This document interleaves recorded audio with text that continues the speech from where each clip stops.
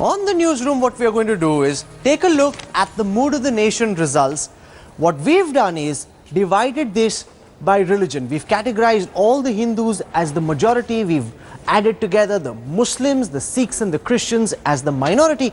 And we'll run you through the Mood of the Nation findings and try and answer that big question, do minorities really feel threatened under the Modi Sarkar? Rajdeep Sardesai, Manisha Priyam joining us on this broadcast. Thank you very much. I want to take the first question, and this asks that one question that's dominated so much television time and newspaper print space over the past few weeks. Do you and your family feel safe or unsafe under the Modi Sarkar? The overall response, Manisha Priyam, is that 61% feel safe. Amongst the minorities, though, that figure comes down to 46. Whereas amongst the minorities, 38% say they feel unsafe, whereas the overall figure is 26. Now, Rajdeep, while on the one side this shows it isn't as if there's a huge majority, 80-90% of the minority that feel unsafe, it's still about 15% more than the overall figure. Not surprising. Let's be honest. The minorities are the ones who, in this climate of fear, which is created, mistrust which is created, whether by the media or whether in reality, are the ones who are going to feel unsafe. Every time there is a church which is attacked, whether it's attacked by vandals or whether it's attacked by, let's say, the Vishwa Hindu Parishad or some Sangh Parivar foot soldier, the message which is going down is that we are unsafe. So I think this is troubling from a minority perspective. The majority has nothing to feel afraid about. If anything, most of them feel empowered. So I think it's obvious that the minorities do feel, and this, remember, is the one group, Rahul, in May 2014, every other group, tribals, Dalits, OBCs, all voted for the BJP and Narendra Modi by a majority. But minorities, Christians and Muslims did not vote for Modi, and they do feel unsafe because of the mahal, the climate which has been created, and that's what your survey seems to suggest. But this can be looked at the other way as well, whereas one would assume that about 80-90% of the minorities would feel unsafe because of the atmosphere that's being created. The actual figure is much lesser. It's only 15% more than the overall number.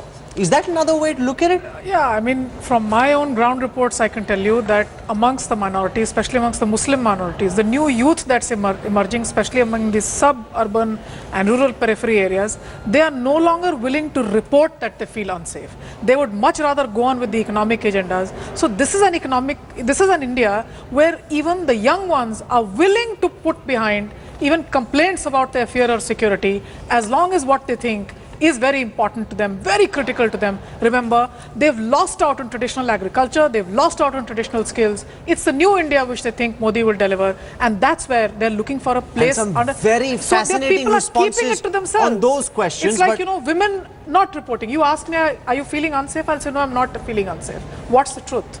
Okay, I want to take a look at the other question that's dominated a lot of mind space. Do people believe that Narendra Modi's victory has emboldened Hindu fundamentalists and resulted in increased violence against minorities? The overall numbers say that 37%, more than one-third, agree with that contention, 48% disagree. But amongst the minorities, Rajdeep, 50% say they agree with the contention that Modi's victory has emboldened Hindu fundamentalists. That's one of every two people in the minority community. There are two ways of looking at it, as you put it. The other way to look at it is one out of two virtually disagree with it. So I think it is clear that the sense of fear, of paranoia is much greater among the minorities. Some may not report it, some will report it. It is an issue which Mr. Modi needs to tackle. There's no doubt in my mind about it, because there's one question that you haven't included here, which is interesting. Mr. Modi's perception in August, when the survey was last done, was that only 4% felt that he represented communal intolerance. That figure has gone up to 18%. And my worry is not minority majority. My worry is with the fence sitters. Those of us who simply want Mr. Modi to be a development icon, an icon of good governance and nothing else. I think the fear is among those who feel that Mr. Modi needs to perhaps do a little bit more every time there is a Ghar Wapsi program, every time a church is targeted, whether it's by vandals or whether it's by people within the Sangh Parivar. They want the Prime Minister to stand up more and more often and say, I will not allow any form of hatred among communities. So I think there are two ways to look at these numbers. Mr. Modi could look at it positively and say, look, the media is exaggerating what is happening. The negative way to look at it is there is a perception among fence sitters that the Prime Minister is not doing enough to check the so-called fringe element. Let's take the next question.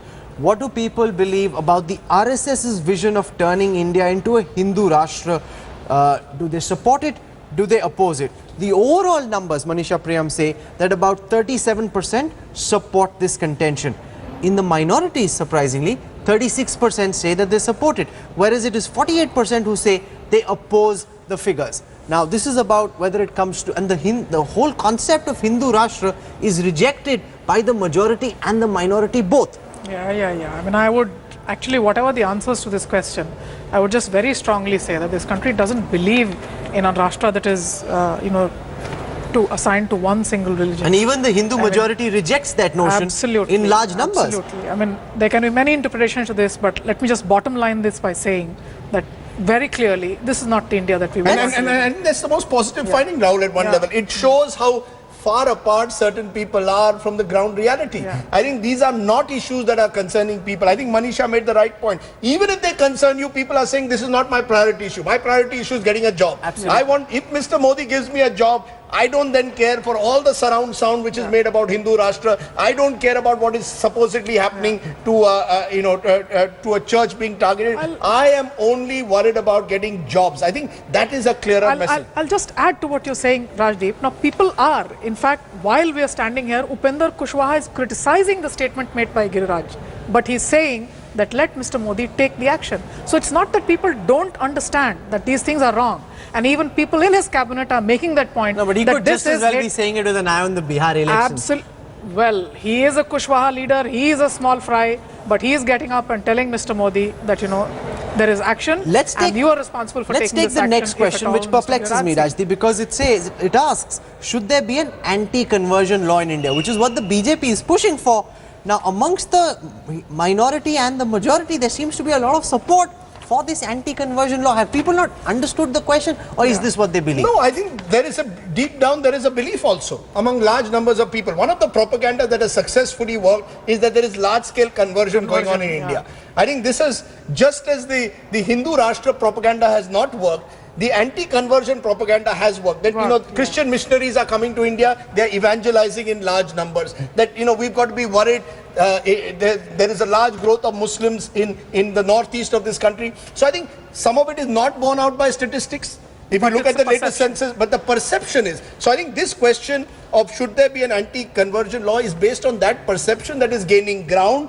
That there are Christian missionaries, there are Muslim illegal immigrants coming in from across the border who are creating a demographic change in this country. And the BJP can use this data to make the case that there is a lot of support, Manisha Priyam, for an anti-conversion law, which goes against the fundamental freedom that you get in the constitution to propagate and practice your religion. So this will certainly be seen as a kind of consensus on the basis of which you can see the BJP now championing a bill. And of course, the people who report this 57% don't know what the nuances of the case can be like, what type of bill should be put in place, but the perception that certain religions that are not, from the ground of India or so to say Hindu, they are trying to convert people into a certain other, and it's happening in some part of the country where I don't live, but it's happening and it's a problem there. That's the kind of image of myth that you form of what is wrong with your own country. That myth building has been successful. That has been successful. At least that's what this data represents. Let's now look at the next question, and here, Rajdeep, the difference is very interesting. Will Modi work on his own terms? Will he be guided by the RSS? That was the question that we asked. Amongst the majority community, more people believe that he will work on his own terms. The minority seem to believe that he's being pushed and guided by the RSS. It's again perception. It's again perception. Even if tomorrow Narendra Modi was to stand up and keep saying day after day, look, I am my own man, the RSS doesn't run my agenda, there will be those who will say, no, but you are pulled by RSS, it is Nagpur who runs your government. But the fact is, again, the proof of the pudding is in the eating. If Mr. Narendra Modi strikes out against the likes of, let's say, a Yogi Adityanath, if tomorrow Yogi Adityanath goes around the country, starts talking about love jihad, and Mr. Modi clamps down on him in the manner that he did against Praveen Togadia in Gujarat, then I think people will start accepting that Mr. Modi is determined to be his own man in Delhi like he was in Gandhinagar. Let's be fair to Mr. Modi. In Gujarat, eventually by the end, he had marginalized the VHP. The government was about Narendra Modi. In Delhi, it's a little bit more difficult. The RSS believes that it too has a greater say in government because it too had a role in the 2014 elections. But I think the proof of the pudding is in the eating. We'll have to see whether these numbers hold, let's say, a year from now. I'll just look at, the first column, the last cell tells us that 34% of the minorities believe that he's going to work on his own terms. Now that's a telling figure. 1/3 of the minorities are telling you that they believe that he's going to. And that might have been less. That might have been less maybe a year ago. So I think to be fair to Mr. Modi, he's been able to establish himself. A certain minority, this thing, I mean, as we talk, Ghulam Ali is going to be singing in Sankat Mochan Angan with in Varanasi. In Varanasi, and the Sankat Mochan Music Festival is a huge music festival. The likes of Shubha Mudgal have launched their career in that festival. So these are things that are happening at a subterranean level. And I do believe that Mr. Modi is conscious of it. Let's be fair. He's an astute politician. He's going to make an effort to change these numbers, I feel, in a year from now. There are positive signs in these numbers that he is slowly convincing the minorities that, look, I'm not the bogeyman that you make me out to be. At the same time, he needs to do much more. There's no doubt also about that. Let's look now at another set of questions where the responses between the majority and the minority are virtually the same. The difference starts to blur the moment you come on roti, kapda, makan, some of the other questions. I'll start by taking the question of which achievement of Modi's do they believe is his single biggest accomplishment in his first year in office. And here, Manisha Priyam, improving international image is considered number one as much amongst the Hindus as it is amongst the minorities. So the moment you get away from this communalism business, the responses between the majority and the minority start to be the same. So that tells you of the commonality of landlocked issues as people stay in this country.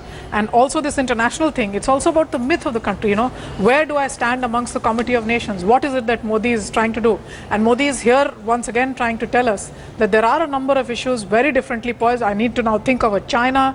I need to have cities in my country which are more like Singapore. So people actually believe that much of his governance agenda and development agenda is going to be delivered through much of the foreign travels that he's doing. They actually think that this is about, he's going to Germany, it'll be about the skill development. The Congress is saying, Rajdeep, that he's wasting time by going abroad as often as he is and not doing enough.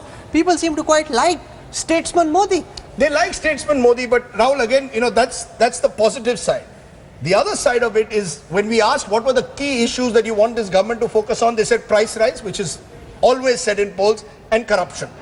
बहुत हुई महंगाई की मार अब की बार मोदी सरकार बहुत हुआ भ्रष्टाचार अब की बार मोदी सरकार so yes he's winning plaudits for going abroad, for reaching out to America, for reaching out to the neighborhood, but in the end he's not going to win an election on what he does with Washington or what he does with Beijing. He's going to win an election on what he does with prices, what he does with farmer distress, which I think really should have been captured in this poll and hasn't been captured because I think that's a big issue, and what he does with corruption. Yes, there have been no big ticket scams, but on an average, on a daily level, is my life any freer from corruption? Because people say that reducing corruption comes in at only 13%, about 1/3 of where improving his international image comes in. That's people clearly not satisfied with what the Modi Sarkar has done in reducing corruption. No, the first two things that Rajdeep said, inflation and farmer distress, those are going to be the issues for polls 2020. Anything else that you do in between, if you don't do the jobs, there'll be disappointment, but these two will become the issues on which they'll be voting in or voting out, and clearly that's where the agenda is. So you're filling in your time, you're saying I'm going to do this, I'm going to do that, I'm going to get investment in, but if all of this does not translate into some real substantial gains for the people, they are clever enough to bring him in power, they will be clever enough to understand whether he's performed on those promises or not. Let's take the next question. What does Narendra Modi represent? Communal intolerance, development, good governance, Hindu nationalism, or inclusive leadership? And here, again, we're looking at the difference between the responses from the majority and the minority, and there virtually are very few differences, because 20% of the minorities think he represents communal intolerance. It's 18% overall and 17% amongst the Hindu majority. So it's exactly the same. It's only that more people in the majority community feel that he represents development. In the minority community, Manisha Priyam, is that message of development not going deep down enough? No, I think there's asymmetry. A large part of the Muslim minority, for example, is also the most severely disadvantaged. So they are the ones who are really in the hope of something coming out for them from Make in India, from skill development, from the manufacturing sector. So this really represents their huge disappointment in terms of what they've been able to do with the skills and the assets that they've had. So this is going to become, next time around, if he doesn't perform here, then you will see that they will report then greater communalism. And the other, so at this point of time, do good for us through the development agenda. If it fails, and the word development at the end of the day is jobs. Jobs. People want naukri. You said roti, kapda, or makan. My belief is it's naukri. At the end of the day, that's going to be Mr. Modi's challenge. 10 lakh young people are coming into the job market every month. Mr. Modi is conscious of that. Can he ensure that the economic growth in that sense is inclusive so that these people get jobs? Because otherwise, achhe din aayenge will lead to a sense of frustration. So I think that's his real challenge. His two challenges are, one is providing jobs, and two, Rahul, while you give these numbers about communal intolerance, the one worry is in August, it was 4% who saw Mr. Modi as representing communal intolerance. Now it's 18%. He's got to worry about that, because that cannot go beyond a threshold, because then he will be seen as the Modi of pre-2002, as he was perceived as this sort of Hindutva figure. And number two, when he talks of development, it's not enough to talk. He's going to have to walk the talk. It's not enough to say make in India. Today people say make in India, great idea. 1 year from now they'll say, what is being made in India? What is being made in India? So I think his problem is patience will at some stage start running out from the fine rhetoric. The Prime Minister has been outstanding with his rhetoric, with his ideas, with his energy. The question is how much of that is going to translate into action on the ground. Okay, let's take the next question. How do people in the majority and the minority community rate the performance of Narendra Modi as Prime Minister? Now, again, there's virtually no difference. Amongst the Hindus, 22% say he's been excellent. In the minorities, 20% say he's been excellent. When it comes to average, 25% in the Hindus think he's average, minorities 25% think he's average. It's only in the good where there is a bit of a difference, and that too not very much. Manish Apriyam, which would indicate that net-net, the perception of Prime Minister Modi is virtually the same amongst the majority and amongst the minority. So that tells us of the kind of hope that people have put in this current Prime Minister. It's not about the party, it's not about the government, it is about Mr. Modi delivering. And people of India, you've looked at one divide, I can tell you asymmetrically, the poor have voted for him in an overwhelming proportion. You know, we have the world's largest poor people in our country. So this is going to be a unique moment for India, not just Garibi Hatao as a slogan, just do something. It's about that aspirational ladder, not just getting you above that BPL line, get me the jobs, household plates. It's not about the WPI or the CPI, it's about the household plate being balanced. If I, told you once, one of the Muslim karigars that I used to be interviewing during the Delhi elections, he told me, "Sabziyan to thali se yu gaib hui ki kya batlaएं?" So that's the message there. Bring my household balance back, get my son a job. Rajdeep, one of the notions being created about the Prime Minister is that minorities are upset with him. Minorities are not happy. This data per se represents that, the responses among the majority and the minority are roughly the same. The majority and the minority are as happy or unhappy with the Prime Minister. There's certainly no anger against Mr. Narendra Modi. The honeymoon is over. There are enough indications in this survey to suggest that there are key areas which are serving as a wake-up call. But there is no widespread anger. If anything, and the word is well used by Manisha, hope. Mr. Modi was elected in 2014 May in the hope that he would change things, that he would be an agent of change. That hope still exists. It exists among the majority. It also exists among the minorities. There is a possibility that if this 18% communal intolerance rises, there will be a sense among the minorities of fear, which he has to worry about. But I think the bigger fear is the fence-sitters and the majority community, who have to at the end of the day be convinced that Mr. Modi truly represents the hope that he spoke about in May. Or was this, as was used by Amit Shah, some kind of a jumla? The fact is, there will come a time when Indians will ask, ye make in India bada acha hai, but is it a jumla or is it really changing our lives? So I think Mr. Modi, that's the wake-up call which Delhi gave him. That's the wake-up call to some extent which this poll gives him. He's got a lot of goodwill. The interesting thing is Mr. Modi's goodwill far extends that of even his government. And the figures, Rahul, are interesting because when this kind of poll was done when Vajpayee was Prime Minister 11 months into his poll, Modi's popularity is higher than that of Vajpayee in this poll. So there's a lot that Mr. Modi can take away on a positive side. But I think the worry that Mr. Modi must have, you've set expectations so high, disillusionment can also start setting in. And we're seeing the first strains of it in this poll. I want to take one last question. This deals with how do people perceive Narendra Modi? Is he pro-poor? Is he pro-rich? Does he work for all? And in this, it's very disconcerting that both amongst the majority and the minority, 30% of the people overall and 40% of the minorities think he's pro-rich. Now, is that a decent number, or is 30 and 40, 30 and 40 disproportionately high? You don't want a Prime Minister who's perceived by 1/3 of the people at least as being a pro pro-rich Prime Minister. Yeah, I mean, people certainly perceive him to be a pro-rich Prime Minister. That's the conclusion that That's I a would come to. big perception And if it problem. snowballs, then there's a problem. Rahul, isn't there a number which shows that he's seen as both pro-rich and pro-poor? No, that's which is works very- for all. Pro-poor Which, is that he far works lower. for all. So That he works for all. that's the highest number. Yes, but- 47% say overall he works for all, but 40% of the minorities and 30% overall feel he's pro-rich, which means 1 in 3 of our respondents think he's pro-rich. I think Rahul, you're right, and that is the other big worry when you link it to the development question. Because what do you mean when you perceive him as pro-rich? If I'm sitting in a small basti or a slum somewhere, I'm going to say, Mr. Modi is only seen with industrialists. Mr. Modi only acts for big industry. And that's the opposition propaganda which he has to be worried about. Even on the land acquisition bill. What is the opposition trying to suggest? That Mr. Modi's government is going to take away your land. Now, Mr. Modi needs to do much more communication like he did with the Man Ki Baat to tell people, look, I am one of you. I'm not going to allow the rich man to take away your land. People believe. I've got to be conscious of the fact that I can't only be seen in the company of rich industrialists and corporates. I have to be seen as someone out there working with people. You know, it's not about garibi hatao. It's hame bhi amir banao.